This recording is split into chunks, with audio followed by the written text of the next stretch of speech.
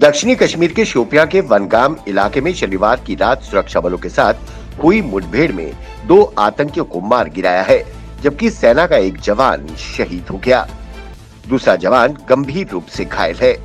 आतंकियों के पास से एक अमेरिकी M4 राइफल, AK-47 व पिस्टल बरामद की गई है। घायल जवान को एयरलिफ्ट कर श्रीनगर के बानबे बेस अस्पताल में भर्ती कराया गया है। श्रीनगर में PDP की 14 सदस्यीय राजनीतिक मामलों की समिति PAC की बैठक हुई। महबूबा मुफ्ती ने फिर अध्यक्ष चुने जाने के बाद ये उनकी पहली बैठक थी। बैठक में राज्य में मौजूदा राजनीतिक स्थिति पर विचार विमर्श किया गया। इस दौरान सदस्यों ने PDP के संकल्प की सराहना और 5 अगस्त के बाद के मुद्दों को लेकर समर्थन किया। साथ ही भारत और पाकिस्तान के बीच संबंधों पर चर्चा करते हुए सदस्यों ने दोनों ओर से शांति के हालिया माहौल और युद्ध विराम समझौते का स्वागत किया। वहीं बैठक के दौरान निर्णय लिया गया कि राज्य के दर्जे की बहाली के लिए जंग जारी रहेगी। जम्मू कश्मीर के पूर्व मुख्यमंत्री उमर अब्दुल्ला ने पुलवामा दौरे के दौरान कहा कि भारत और पाकिस्तान के बीच शांतिपूर्ण और मैत्रीपूर्ण संबंध न केवल कश्मीर बल्कि एशिया के लिए अच्छे हैं। वहीं उन्होंने कहा कि संघर्ष विराम समझौते के बाद से LOC से सटे इलाकों में रहने वाले लोग कई दशकों बाद रातों को चैन की नींद सो पा रहे हैं। उधमपुर के जखैनी चौक में जम्मू कश्मीर पुलिस के 2 जवानों ने आपस में किसी बात को लेकर एक दूसरे पर गोलियां बरसा दी। गोली चलाने के कारणों का अभी पता नहीं चल पाया है। पुलिस जांच में जुट गई है। वहीं एक घायल पुलिस जवान ने सेना के अस्पताल में दम तोड़ दिया है।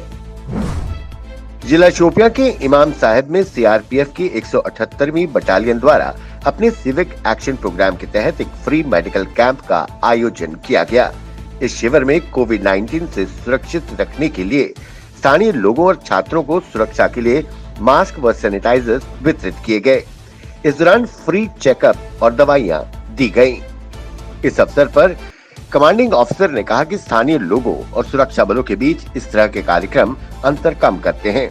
इस शिविर में सैकड़ों की तादाद में स्थानीय लोगों ने शिरकत की और CRPF की इस कदम की सराहना की। स्वास्थ्य केंद्र सचिव राजेश भूषण ने जम्मू कश्मीर सहित 12 प्रदेशों और केंद्र शासित प्रदेशों के अधिकारियों के साथ बैठक की। इसमें कोरोना संक्रमण को रोकने के लिए 5 सूत्री कार्यक्रम पर चर्चा हुई। इन प्रदेशों से कहा गया है कि देश में फिर से कोरोना के मामले बढ़ रहे हैं। वहीं उन्होंने कहा कि टेस्ट की संख्या बढ़ाएं और 70% RPCR टेस्ट होने चाहिए। लगातार दूसरे वर्ष कोरोना महामारी के बीच होली खेली जाएगी। जम्मू कश्मीर में आज रंगों का त्योहार मनाया जाएगा। इसके लिए बाजार सज गए हैं। शहर में युवाओं की टोलियां निकलेंगी और घर घर जाकर एक दूसरे को रंग गुलाल लगाया जाएगा। हालांकि कोरोना संक्रमण को देखते हुए और बढ़ते खतरे को देखते हुए उत्साह और उमंग का माहौल थोड़ा फीका है। लोग कम खरीदारी कर रहे हैं। प्रधानमंत्री नरेंद्र मोदी ने शनिवार को बांग्लादेश की प्रधानमंत्री शेख हसीना के साथ मुलाकात के दौरान कहा, बांग्लादेश के साथ भारत के रिश्ते और मजबूत होंगे। दोनों देश विकास की राह पर साथ साथ आगे बढ़ेंगे। दोनों प्रधानमंत्रियों के बीच द्विपक्षीय सहयोग के मुद्दों पर चर्चा हुई।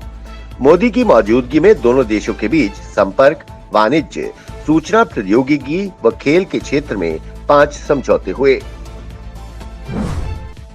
जम्मू कश्मीर बैंक ने बैंकिंग एसोसिएट BA पदों की भर्ती परीक्षा के नतीजे घोषित कर दिए हैं। बैंकिंग एसोसिएट के पदों के लिए 1500 पदों पर बड़ी संख्या में आवेदकों ने परीक्षा दी थी।